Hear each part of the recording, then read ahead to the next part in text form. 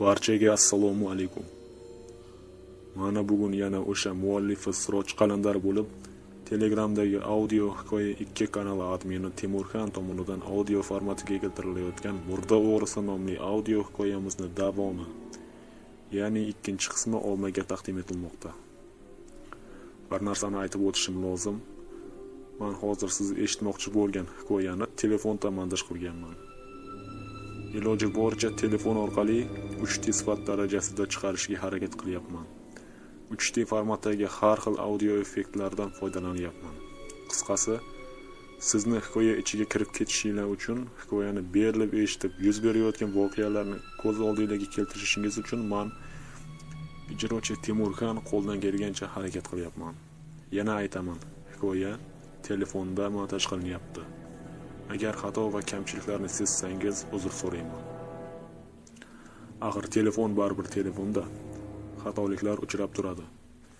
Agar kompyuterda montaj qilganimda sizlar audio hikoya eshitmay, audio film eshitardinglar. Xullas ko'p gapirib bordim. Albatta ushbu hikoyani muallifdan so'ramasdan audio qilayotganim uchun uzr so'rayman. Xo'p. Ushbu hikoyani yuragi bo'shlar, qo'rqoq insonlar eshitmasin. Chunki bu o'ta qo'rqinchli hikoya. Eshitganingizdan so'ng o'zingizda salbiy o'zgarish sezsangiz, men buni javobgarligini olmayman. Chunki men sizlarni ogohlantirib o'tdim. Bu yog'iga voqealar rivoji yanada qiziqarli va dahshatli tus oladi. Agar siz qorong'u xonaga kirib, quloqlarga naushnik taqib olib tayyor turgan bo'lsangiz, men hikoyani boshladim.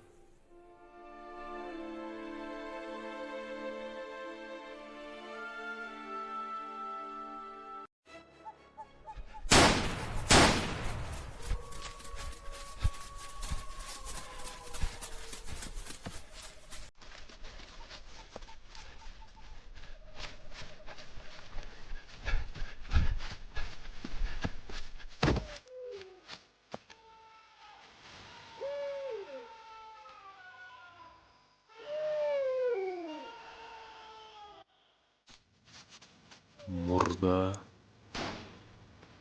o'g'risi.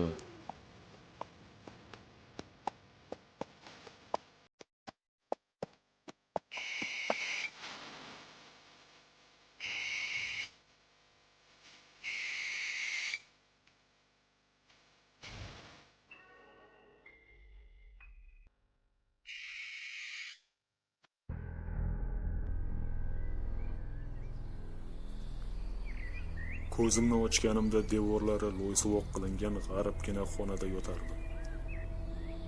Boshim g'uvillab, paxtadan to'qilgan qalin mato bilan tangib qo'yilgandi. Miyam qisib ketgan.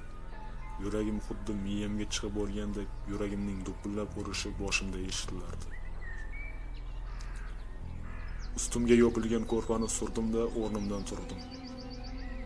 Yo'q, bo'lmadi. Boshim aylanib ketdi.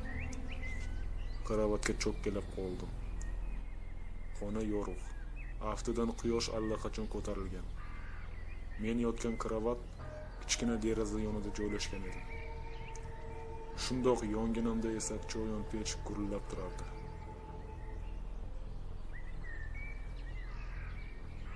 Xonaning ikkita eshigi va ikkita derazasi bor edi. Ko'rinishidan eshiklarning biri tashqariga, hovliga olib chiqadi. Yana biri bilan esa qo'shni xonaga o'tish mumkin ekan. Ortimdagi omonatgina pardani surib tashqariga hovliga qaradim. Hovli degan bilan qo'rg'on devor o'ralmagan ochiq maydon ekan. Aftidan uy tepalikda joylashgan bo'lib, tepalikning pastida esa o'sha mash'um bepoyon tutzor yastanib yotardi. U Hasanali cho'ponning uyi edi. Birdan kechagi vahimali manzaralar ko'z oldimda gavdalandi. O'rnimdan sapchib turdim. Rustam qani? Lekin tag'in boshim aylanib, gandiraklab ketdim. Omon eson uyiga yetib borganmikan? Ish qilib yetib borgan bo'lsin. Shu payt qo'shni xonaning eshigi g'iyqillab ochilib, boshiga qaytarma qora telpak egniga yengsiz nimcha kiygan ozg'in qoramtir yuzidagi katta ko'zlari ichiga cho'kkan, ko'pdan beri olinmagan soqolida oq tuklar anchayin ko'rinib qolgan chamasi 50 yoshlardagi kishi kirib keldi. Bu o'sha cho'pon edi. Yo'q, o'rningizdan turmang. O'tiravering uka, bemalol, dedi salomlashish uchun turmoqchi bo'lganimni ko'rib. Rahmat, agar siz bo'lmaganingizda bilmadim ahvolim nima kecharli. Rahmatga hojat yo'q ukajon. Mendan boshqa odam ham shunday qilgan bo'lardi. Boshingiz omon bo'lsin. Xayriyatki jarohatingiz chuqur emas ekan.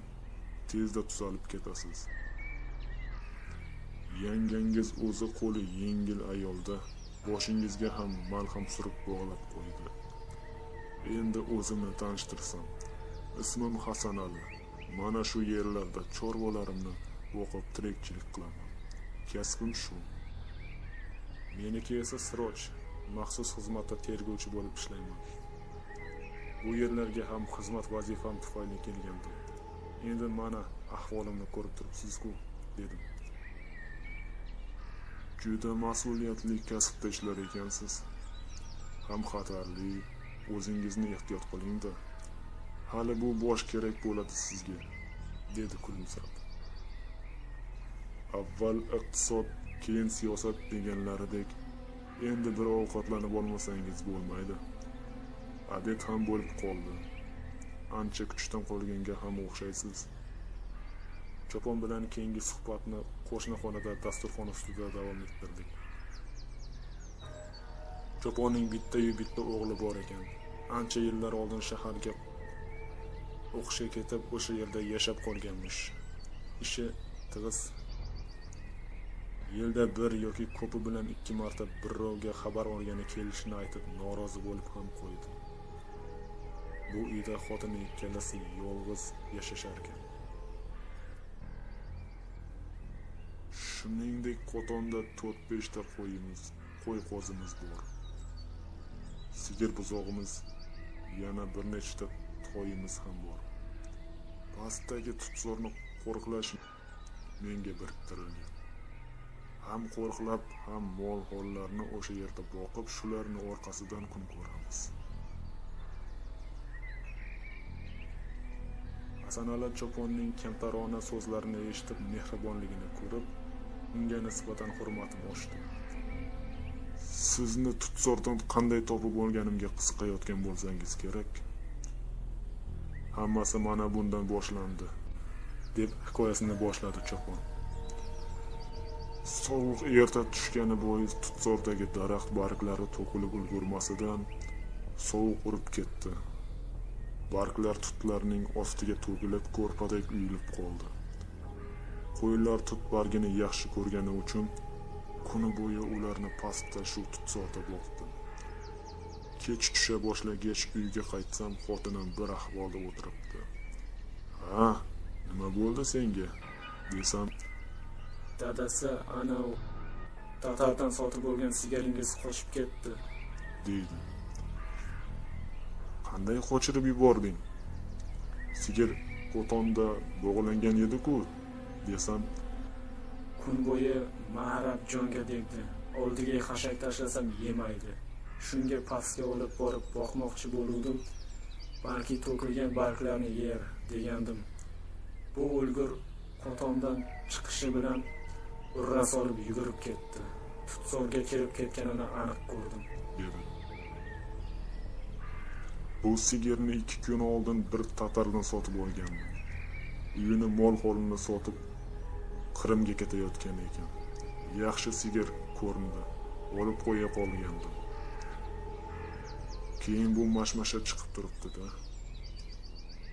Qo'tondagi otimni mindim-u tutzorga qarab jo'nab qoldim. Tutzorning o'rtasidan o'tgan so'qmoq yo'l bo'ylab yura boshladim. Shu payt qarshimda men tomon kelayotgan allaqanday sharpalarni ko'rgandek bo'ldim. Balki bu o'sha sigirimdir degan umidda ularga yaqinlashgan edim. Afsuski adashgan ekanman. Yo'lda hech qanday sharpa yo'q edi. Aftidan qorong'uda qiyshaygan tutlarni ko'rib shunday deb o'ylagan bo'lsam kerak. Cho'pon qilig'ini eslab bir kulib oldi. Demak, o'sha paytda biz ta'qib qilib kelayotgan izlar o'ng tomonga burilib, xuddi bir narsadan yashiringandek katta tut daraxti orqasiga to'planib qolishganining sababini endi tushundim. Ular cho'pondan qo'rqishgan negadir. Uni yaqinlashib kelayotganini ko'rishgan u o'zlarini panaga olgan. Aziz tinglovchi, yodingizda bo'lsa, izlar tugagan so'qmoqda bir nechta tuyoq izlarini ko'rgan edik o'shanda. Ancha kech tushib qoldi. Cho'pon hikoyasida davom etdi. Borliq qop-qorong'u edi. Aksiga olib quyuq tuman tushdi. Shoshilinchda fonarimni olish ham esimdan chiqibdi. Tut-sorlar oralab sigirimni izlagancha garangsirab yuraverdim. Yaxshiyamki sigirimning nomi esimga tushib qoldi. Arbo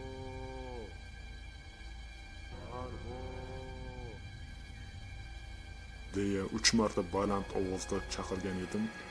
Yaqin atrofda adashib qolgan sigirimning ma'rashi eshitildi. Ovoz kelayotgan tomonga borib, uni osongina topdim. Keyin arqonadan ushladim-da, otning orqasidan ergashtirib kelaverdim. Uyimga yetay deb qolganimda tutsor ichidan 2 marta otilgan o'q ovozini eshitdim. Tutsorni muhofaza qilish vazifam bo'lgani uchun ishimga mas'uliyat bilan yondoshaman. Balki kimdir tutlarni kesib ketayotgandir deb o'yladim. Sigirni tezda molxonaga kiritib bog'ladim-da, tavakkal qilib tag'in ortimga qaytdim. Tor yo'ldan o'q ovozi eshitilgan tomonga qarab ot soldim. Bilasizmi? Dedi cho'pon shu yerga kelganida ovoziga biroz vahimali tus berib. Tutsorning markaziga yetay deb qolganimda yo'lda kimdir yugurib ketardi. Xuddi nimadandir qochayotgandek yoki kimnidir qo'llayotgandek, dedim uning gaplariga qo'shimcha qilib. Ha, dedi cho'pon. Keyin bilsam u sizni ta'qib qilayotgan ekan, dedi yana so'zida davom etib. Garchi qorong'uda bo'lsa ham uning sharpasini ilg'ashga muvaffaq bo'ldim. Lekin meni ajablantirgani shuki, uni allaqanday qariyaga o'xshatdim. Ortidan otning dupurlashini eshitib, kimdir kelayotganini sezgan. Yaqinlashganimda esa u xuddi munkilmagan cho'ldek qaddini biroz eggancha o'zini tutlar orasiga urdi.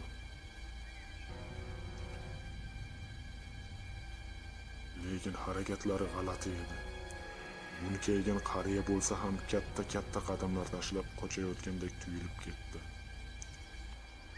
Yana sochlari uzun, yugurayotganda shamolda hilpiragandek tarvaqaylab ketardi. Egniga ham allaqanday uvadasi chiqib ketgan kiyim kiyib olgandek edi go'yo. Menga shunday tuyuldimi yoki jinoyatchi men uni tanib qolmasligim uchun o'zini ataylab shunday ko'rsatdimi bilolmay qoldim. Avvaliga uning ortidan quvib yetmoqchi bo'ldim, lekin sal nariroqda odam tanasi yiqilib yotganini ko'rib bu niyatimdan qaytdim. Nima bo'lganini birdan fahmladim. Yelkamdagi sochma ol miltig'ini olib u ketgan tomonga qarab o'qisdim. Qarasam o'g'irlar kesib ketgan tut daraxtidan qolgan to'nkaga boshingizni urib olib hushsiz yotardingiz. Otimdan tushdimda sizni egarga oldim. Bu yog'idan o'zingiz xabardorsiz. Tushunarli, dedim uning hikoyasini tinglab bo'lgach. O'shanda meni kimlardir quvladi. Qishloqda bo'lgan dahshatli voqeadan xabaringiz bo'lsa kerak. Men shu voqeani o'rganish uchun kelgandim. Jinoyat izlari meni shu tutsorga boshladi. Tunda esa bizni kimlardir ta'qib qildi. Ha, aytgandek, o'sha paytda mening sherigim ham bor edi. Shu mahalla posboni. Ismi Rustam. Mabodo tutsorda o'sha bolani ham uchratmadingizmi? Dedim cho'ponning ko'zlariga tikilib. U esa negadir menga hayrat bilan qaradi. Katta ko'zlari yana ham kattalashgandek tuyulib ketdi.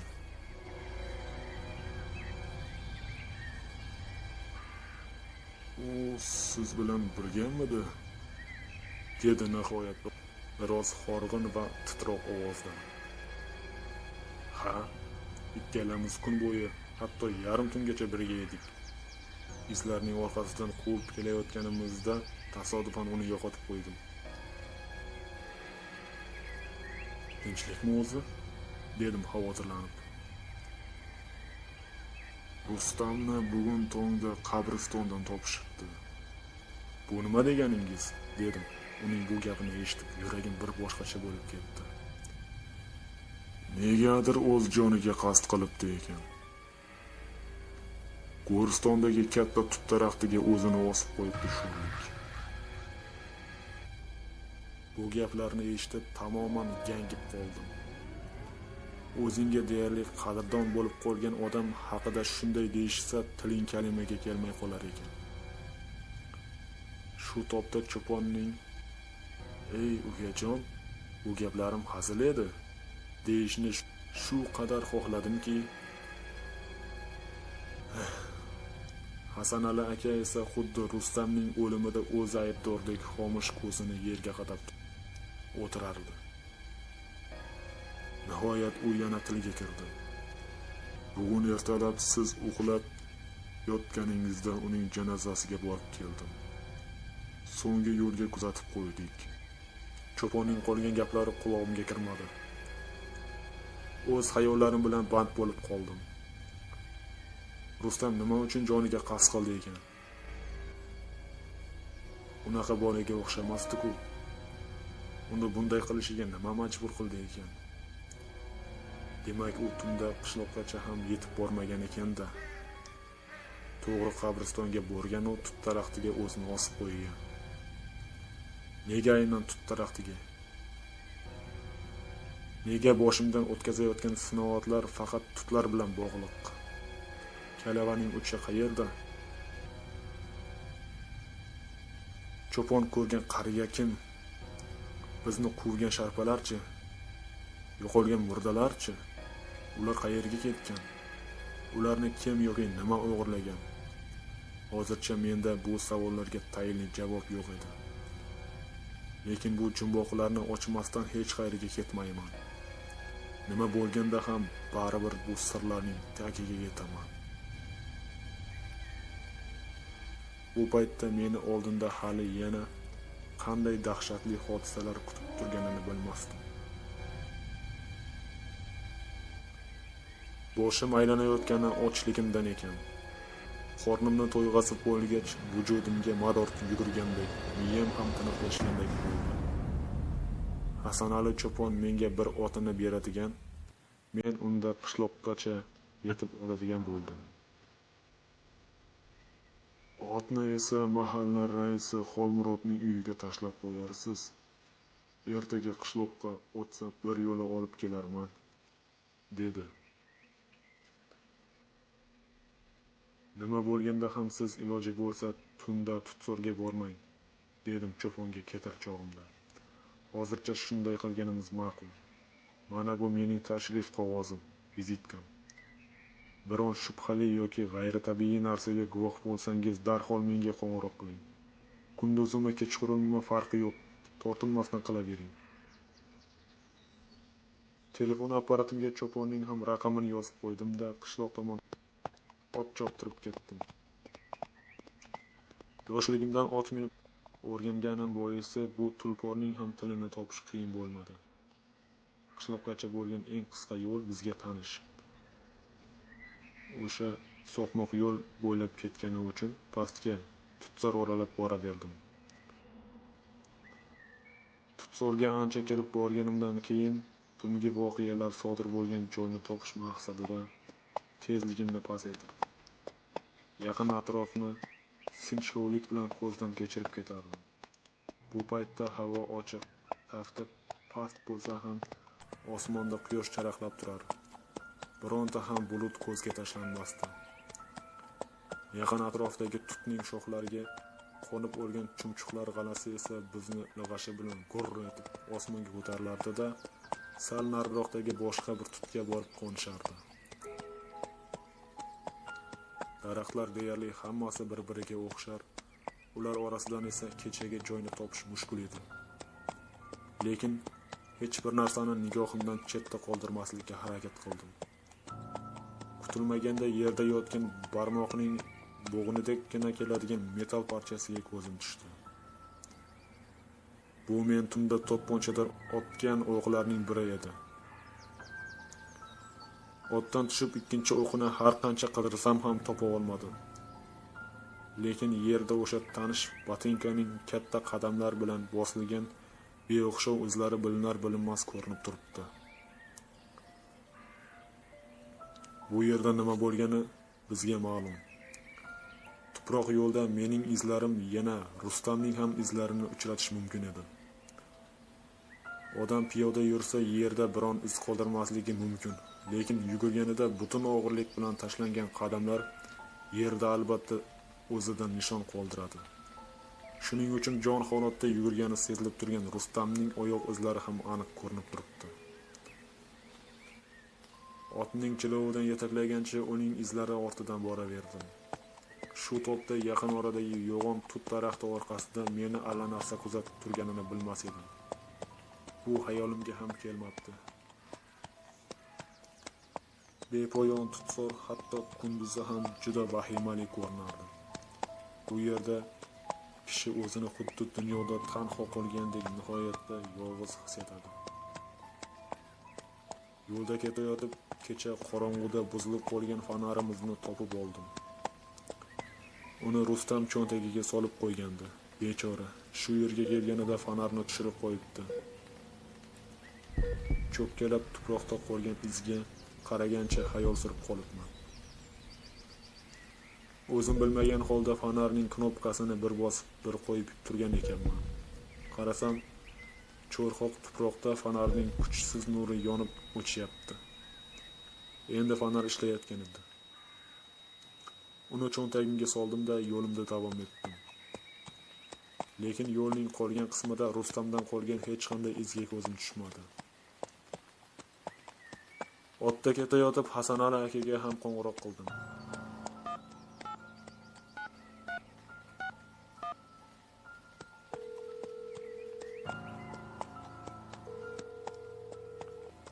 Uzr, yana sizni bezovta qilyapman. Hech qisi yo'q ukajon. Bemalol. Qulog'im sizda. Biron narsangiz esingizdan chiqibdimi? Yo'q. Hamma narsam joyida. Bugun hech qayerga chiqmaysizmi? Yo'q. O'zingiz ogohlantirdingiz-ku. Shunga amal qilib uyda o'tiraman. Sizdan bir narsani so'ramoqchi edim. Uyingizda chiroq tez-tez o'chib turadimi? Yo'q ukajon. Umuman chiroq oxirgi marta qachon o'chganini ham eslolmayman. Nima edi, tinchlikmi? Tinchlik o'zim shunchaki. Mabodo yaqin orada chiroq o'chib qolsa, darhol menga xabar qiling, xo'pmi? Dedim, o'zimni xotirjam tutishga urinib. Xo'p, Sirojjon. Chiroq o'chib qolsa, albatta sizga xabar beraman. Dedi, kulib. Aftidan u menga mehribonlik qilyapti deb o'yladim. Cho'ponni bunday deb ogohlantirishim bejiz emasdi. Tunda buzilib qolgan fonarning bugun ishlab turishidan menga bir haqiqat ayon bo'lgan edi. Tutsorda oyoq yalang izlarni qoldirgan o'sha sirli sharpalarga yaqinlashgan har qanday elektr jihozi o'z-o'zidan ishlamay chiroqlari o'chib qoladi. Sharpalar oddiy odam emasligiga endi ishonchim komil. Cho'ponning uyidan chiqqanimdan so'ng yarim soat o'tib tutsorning oxiri ko'rindi. Bir pastdan so'ng men qabristonga yetib oldim. Uning yonidan o'tib ketar ekanman, ko'p qismini qamish bosgan vahimali Go'ristonga, murdalari o'g'irlab ketilgan ochiq mozorlarga, yaqindagina kovlanib hali qurishga ulgurmagan, nam tuprog'i baland qilib ko'tarilgan yangi qabrga biroz to'xtab qoldim.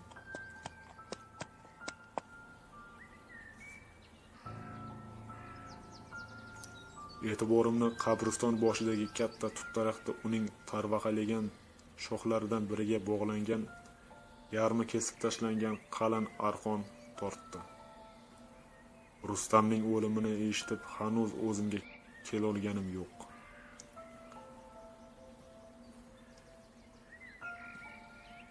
Bu beo'xshov daraxt ham hozir ko'zimga allanechuk sirli ko'rinib ketdi. Hatto uni qandaydir qo'rqinchli maxluqqa ham o'xshatib yubordim.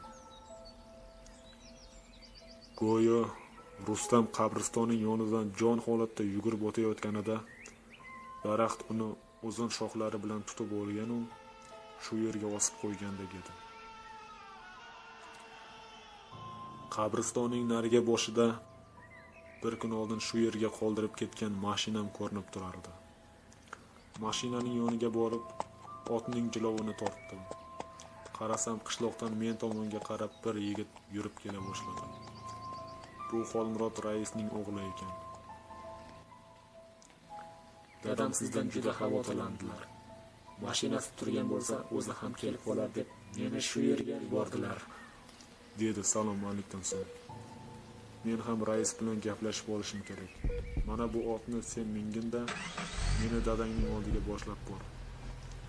Men orqangdan mashinada boraveraman. Raisni mahalla binosidan topdik. Unga bir kecha Hasanali cho'ponning uyida mehmon bo'lib qolganimni aytgach, ko'ngli xotirjam tortdi. Jinoyatchilarning iziga tushganimizda tutsolda Rustamni yo'qotib qo'yganimni, shundan so'ng o'zim ham jarohatlanib, meni tunda cho'pon topib olganini ham aytdim. Rustamni oxirgi marta tutsolda ko'rdim, dedim gapimni tamomlab. Aytingchi, uning oilasi bilan qandaydir muammosi bormidi? Aytmoqchimanki, bir necha yildan beri birga ishlashgansizlar. Biron nimadan qattiq siqilganini sezganmisiz? Yo'q, dedi rais ham ko'zini xiyol qisib. Xuddi bir narsani eslashga urinayotgandek. 3 yil oldin uylangandi. Birinchi farzandini tug'ilganidayoq tuproqqa qo'ydi. Lekin bunga ham mana 2 yil bo'lyapti. O'zini o'ldirishga bu narsa sabab bo'la olmasa kerak deb o'ylayman. Balki yana boshqa biz bilmagan tashvishlari bo'lgandir. Shu kunlarda xotini ikkinchi bolasiga homilador edi. Adashmasam yaqinda ko'zi yoriydi. Rustamning jasadini birinchi bo'lib kim ko'rdi? Dedim gapimni davom etib. U bilan ham bir gaplashib ko'rishimiz kerak. Rais menga hayron bo'lgandek tikildi. Birinchi bo'lib men ko'rdim. Siz? Dedim ajablanib. Ha, men.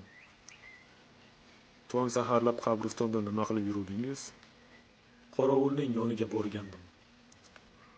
2-3 kundan beri daragini ko'rsatmaydi yaramas. Qabristonni qamish bosib ketgan. Tozalab qo'yay ham demaydi. Kecha Go'ristonda mayitlar yo'qolganidan xabar topgan bir guruh prokuratura tergovchilari prokurori bilan bu ishni tekshirgani kelishgan ekan. Esingizda bo'lsa, darvoza yonidan botingizni topganimizdan so'ng menga qo'ng'iroq qilib qolishgandi. O'shanda Rustam ikkalangizni xoli qo'yib o'zim ishga komissiya bo'lib kelgan tergovchilarning yoniga kelgandim aslida. Ularni qabristonga boshlab bordim. Bu paytda siz Rustam bilan allaqachon ketib qolgan ekansiz. O'zi bunaqa ishlarda birinchi navbatda mahalla raisining boshida kaltak sinadi. Go'ristondagi murdalari yo'qolgan mozorlarni siz tasma bilan o'rab kirishni taqiqlab ketganingiz uchun bu ish bilan maxsus xizmat shug'ullanayotganidan xabar topgan prokuror tergovchilari bilan noiloj ortiga qaytdi. Lekin quruq kelib ketmay dedimi, yo nimada alam qildimi, ishqilib shu yerda men prokurorning g'azab o'qiga duchor bo'ldim. Qabristonmi bu yo Qamishzormi? shunday o'rmon bo'lib ketgan qamishlar orasida butun qabristonni ko'chirib ketsalar ham bilmaysanlar-ku, ey senlarning. Ana shunaqa gaplar bilan meni rosa tuzladi o'sha yerda. Kech tushguniga qadar ham undan darak bo'lmadi, dedi rais so'zini davom ettirib. Balki yarim tunda kelgandir, degan xayolda tong saharlab borgandim. Borsam, Rustam bu ahvolda daraxtga osilib turibdi. O'zi shundoq ham rahbarlardan so'kish eshitaverib, bezorimiz chiqib ketdi. Buning o'zi posbon bo'la turib qilib qo'ygan ishini qara. O'lganning ustiga tepgan bo'ldi. Tergovchilar tag'ini qitlab qolishmasin uchun malaka mavridini tez ado qildik-da, tuproqqa topshirib qo'ya qoldik. Nima deysiz endi? Umri qisqa ekan. Bundan tashqari hozirga tarang vaziyatda yana bir kishi o'zini osib qo'yganidan kattalar xabar topishsa, keyin meni o'zimni osib qo'yishlari tayin. O'zi tunov kuni joniga qasd qilgan ana va fermerning mashmashasi ham hali sov bo'ldirgani yo'q. U ham o'zini osib qo'yganda ovozi bo'lib ketdi. Baribir biroz shoshilibsizlarda, ko'mishdan oldin jasadni ekspertiza qilish kerak edi. Bunaqa hodisalarning o'z qonun qoidalari bor. Endi bizni ham to'g'ri tushuning. Shunday qilishga majbur bo'ldik-da. Ha mayli, endi kech. Xo'sh, qabriston qorovulini topdingizmi? Yo'q, topa olmadim-da. O'lik tirigi yo'q uni ham. Hatto Rustamni daraxtdan yechib olish uchun ham qishloqdan odam chaqirdim. Telefoni yo'qmi? Qo'ng'iroq qilib ko'rmadingizmi? Kimga? Qorovulgami? Rais hayron bo'lib menga tikildi. Qo'ysangiz-chi, dedi qo'l siltab. Axir u soqov-ku. Gapira olmaydi ham, eshitmaydi ham. Yaxshiyamki ko'radi. Tushunarli, dedim. Uyiga borib ko'rmadingizmi? U bechoraning uyi ham, ishxonasi ham o'sha qorovulxona. Uni bu vazifaga tayinlaganimga ham ko'p bo'lmadi. Bundan oldingi qorovul daraxt bosib qolib, o'lgach o'rniga shuni qo'ygan edik. Uni na qarindosh urug'i, na bir farzandi bor. Hatto ismi ham yo'q. Chaqirganingda eshitmasa, ismni nima keragi ham bo'lardi? Esimni taniganimda onamdan u haqida eshitgan gaplar elas yodimda qolgan. Ularning oilasining tutsorning chekkasida bir kattakon uyi bo'lgan ekan. Kunlarning birida nima bo'libdi-yu, uylariga o't ketib, ota-onasi, aka-ukalari shu payt halok bo'lishgan ekan. Birgina o'tirik qolib, negadir shundan keyin soqov bo'lib qolibdi. Qahatchilik yillarida qishloqma-qishloq yurib, tilanchilik qilib, undan keyin u bu kimning uyida yotib, mardikorchilik qilib, kun o'tkazib kelgan. Bundan oldingi qorovulni nega daraxt bosib qoldi ekan? Sababini bildingizlarmi o'shanda? Dedim. Albatta, qorovulxona yonidagi daraxtni chopib o'tin qilmoqchi bo'libdi. O'shanda kuchli shamol esayotgan ekan. Yo'g'on daraxt qulash arafasida muvozanatini yo'qotib, qorovulning ustiga qulabdi. Qarachol emasmi, hatto qochib qolishga ham ulgurmagan, majaqlanib ketibdi. Qizig'i, hujrasida o'tin g'arami anchagina ekan. Yana o'tinni nima qilmoqchi bo'lgan hayronman. Ochko'z chol. Esing bo'lsa, qabristondagi daraxtni ham chopasanmi? Dedi rais norozi ohangda. Ha, aytgancha, uni qanaqa daraxt bosib qolgan ekan? Tut daraxtida Rustam o'zini osib qo'ygan tut bor-ku, o'shaning sherigi. Tushunarli. Rahmat sizga, vaqtingizni ayamaganingiz uchun. Agar xo'p desangiz, o'g'lingiz bilan bir qabristonga borib kelsak. Rustam ko'milgan joyini menga ko'rsatsa. Mayli, bemalol. Sodiq o'g'lim, akang bilan birga qabristonga borib kelinglar. Rustam akang ko'milgan joyni bilasana? Bu akangni o'sha yerga boshlab bor. Ha, aytgandek, bu tulpor siznikida tura tursin. Hasanali aka meni shunga mindirib yuborgandilar. Ertaga o'zlari kelib olib ketar ekanlar, dedim raisning o'g'li minib turgan toyni ko'rsatib. Rais ishxonasiga kirib ketgach, Sodiqqa murojaat qilib, "Uka, qabristonga borishimizdan oldin bir ish qilishimiz kerak. Menga shag'al qum kerak. Topa olasanmi? Albatta. Biznikida bor. Uyda ustalar ishlayapti. Bir oy oldin bir mashina shag'al qum to'ktiruvdik. Quritish uchun yoyib qo'yganmiz. Juda soz. Unda hozir uyingga borib o'sha qumdan biroz olamiz. Raisning uyiga yetib borganimizda rostdan ham asfalt yo'lning chetiga mayin qum yoyib qo'yilgan ekan. Qanchalar olamiz? Dedi Sodiq. Bir xaltacha yetadi. Kechagi yomg'irdan himoyalash uchun qum ustiga yopilgan qalin plyonkaning bir chetini surdik-da, katta bir yelim xaltani qumga to'ldirib oldik. Mashinamning orqa yukxonasini ochdim va birgalashib xaltani joylab qo'ydik. Qabristonning temir panjarali darvozalaridan birining oldida to'xtadik. Murdalari o'g'irlanib, huvillab yotgan ochiq mozorlarni aylanib o'tdik-da, tuprog'i tog'dek uyib qo'yilgan yangi qabrning yoniga borib to'xtadik. Mana bu Rustam akaning qabrlari, dedi Sodiq xuddi otasidek sovuq ohangda. Uning so'zlari xuddi ko'chada adashib yurgan odamga falonchining uyi ana u deb ko'rsatib yuborgan kishinikidek beparvo eshitildi. Rustamning haqqiga Qur'on tilovat qildim.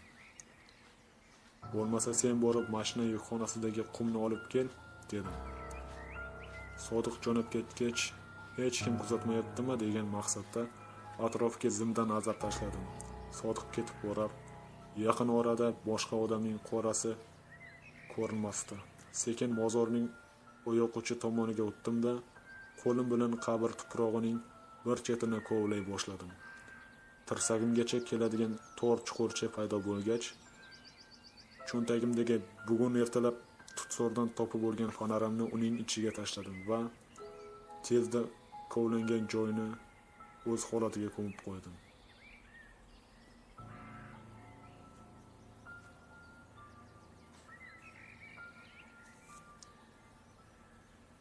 Qayerga ko'mganimni yana qiynalmay topishim uchun yaqin orada o'sgan qamish po'pagini sindirib olib, fonar ko'milgan joyga suqib qo'ydim. Meni hech kim kuzatmayotganiga yana bir bor ishonch hosil qilganimdan so'ng o'rnimdan turib qo'limni qoqdim. O'ylab qo'ygan rejam amalga oshishi uchun bu ishimni hatto Sodiq ham ko'rmasligi kerak edi. Birozdan so'ng qum solingan xaltani o'pichlagancha u ham yetib keldi.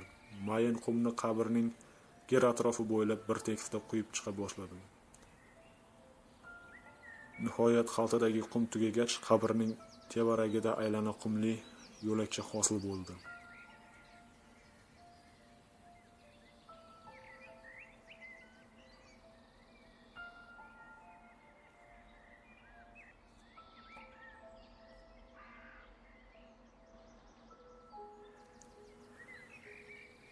Sodiqqa yelim xaltani g'ijimlab, qum ustini bir tekisda siypalab chiqishni buyurdim-da, yana atrofga alanglay boshladim. Rejam bo'yicha endi bu ishimni odamlar ko'rishi kerak edi. Yaqin orada biron kimsaning qorasini ilg'ash maqsadida uzoq yaqin joylarni obdan ko'zdan kechira boshladim. Qarasam, qorovulxona yonida bizni bir kimsa kuzatib turibdi. Uning uzoqdan-da sezilib turgan, yarim yuzini qoplagan qattiq kuyishdan qolgan yoqimsiz basharasiga yanayam qo'rqinchli tus berib turgan chuqur chandiqlari quyosh yorug'ida aniq ko'rinib turardi. Ayni muddao bo'ldi, deb qo'ydim ichimda. Shu payt menga boshqarmadan qo'ng'iroq bo'lib qoldi. Boshliq meni tezda shu oqshomdayoq shaharga yetib borishimni buyuribdi. Qilingan ishlar haqida hisobot yozib kelishim kerak ekan. Yuqori bilan gaplashib bo'lgach, yana qorovulxona tomonga qaradim. Boyagi kimsa endi joyida yo'q edi. Sodiq ham ishini qoyillatib bajarib bo'libdi. Endi yana biroz kutish kerak, dedim o'zimga o'zim.